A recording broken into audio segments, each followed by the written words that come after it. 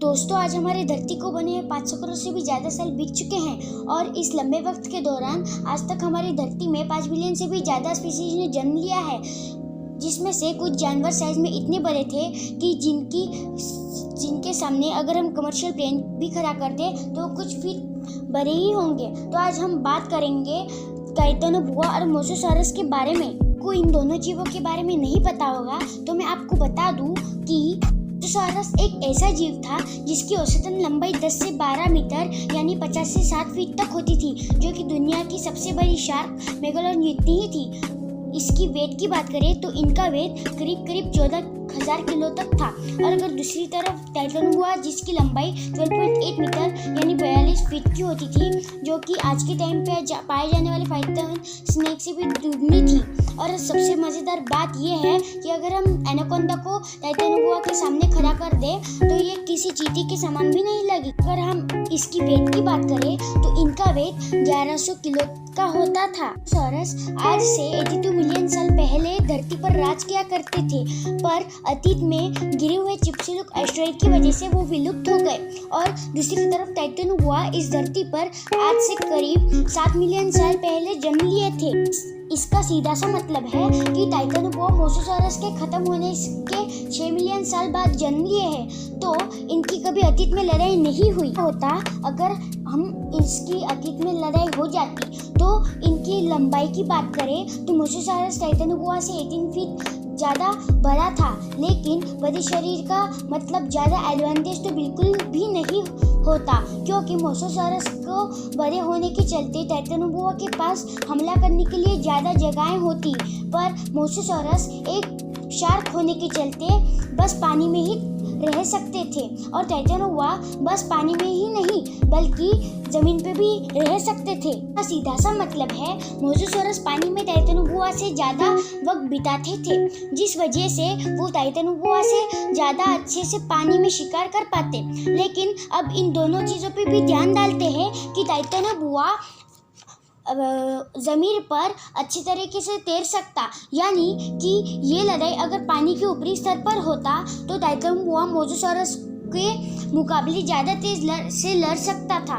जिसका सीधा सा मतलब है कि पानी की ऊपरी स्तर पर लड़ाई होने से मोसोसॉरस को टाइटेनोबुआ को हराना मुश्किल हो जाता, क्योंकि टाइटेनोबुआ अगर किसी शिकार को मारने की कोशिश करे तो वो उसके नेक रीजन को ही निचोड़ देता है। तो अब बात करें कि मोसोसॉरस बहुत बड़ा था, इसलिए उसके बहुत से शरीर के पार्ट में उसकी पूंछ भी आती थी, इसलिए उसका जो नेक रीजन था वो पतला हुआ करता। इसलिए टाइटेनोबुआ मोसोसॉरस से आराम से जीत जाता। अगर आपको ये लग रहा है कि मोसोसॉरस इतनी जल्दी हार मान जाएगा, पर ऐसा कुछ भी नहीं है, क्योंकि मोसोसॉरस टाइटेनोबुआ के चक्कर में आने से पहले ही निकल जाता, क्योंकि वो बहुत फ्लेक्सिबल हुआ करते थे। तो ऐसे ही वो टाइटेनोबुआ से किसी तरह से बचकर निकल जाता और टाइटेन उसको देखते ही रह जाता। और एक और ज़रूरी बात, टाइटेनोबुआ के सर पे ऐसे सेंसर्स लगे थे कि वो शिकार का एग्जैक्ट लोकेशन आराम से ढूंढ लेता, और उसके पास एक ऐसी शक्ति थी कि वो सुनने के लिए भी आसान था।